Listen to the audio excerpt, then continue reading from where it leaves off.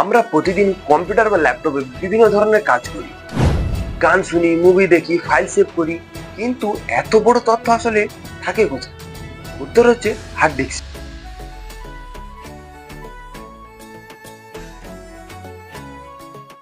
এটি একটি কম্পিউটারের হার্ড ড্রাইভ এবং এটিকে আজ 3D অ্যানিমেশনের দ্বারা দেখানো হবে। হার্ড ড্রাইভকে সিল করে রাখা হয়েছে যাতে এতে কোনো ধুলো না জমতে পারে। এবার হার্ড ডিস্ককে খুলে ভিতরে দেখা যাক। ভিতরে যে এই গোল গোল ক্যাসেটের মতো জিনিসগুলি দেখতে পাচ্ছ, এগুলিকে প্লেট বলা হয়। প্রতিটি প্লেটের উপর নিচের অংশ ব্যবহার করে প্রচুর পরিমাণে তথ্য সংগ্রহ করে রাখা হয়। এই যে লম্বা মতো অংশটিকে দেখতে পাচ্ছ, একে বলা হয় অ্যাকচুয়েটর আর্ম। এই অ্যাকচুয়েটর আর্মের মাধ্যমে বিভিন্ন তথ্য খোদাই করে নেয়। এটি এত স্পিডে যাওয়া আসা করে যে মানুষের চোখে ধরা এটা অসম্ভব, তাই এটি মাইক্রোস্কোপের প্রয়োজন পড়তে পারে।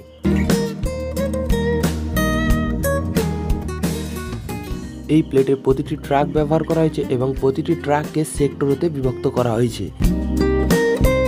যখন হার্ড ডিস্কে কোনো কিছু লেখা বা দেখা হয়, তখন অ্যাকচুয়েটর আর্মকে সঠিক ট্র্যাক খুঁজতে হয় এবং প্লেটকে ঘুরিয়ে সঠিক সেক্টর আর্মে নিয়ে যায়। এইটুকু অংশ খুঁজতে কয়েক মিলি সেকেন্ড সময় মাত্র লাগে।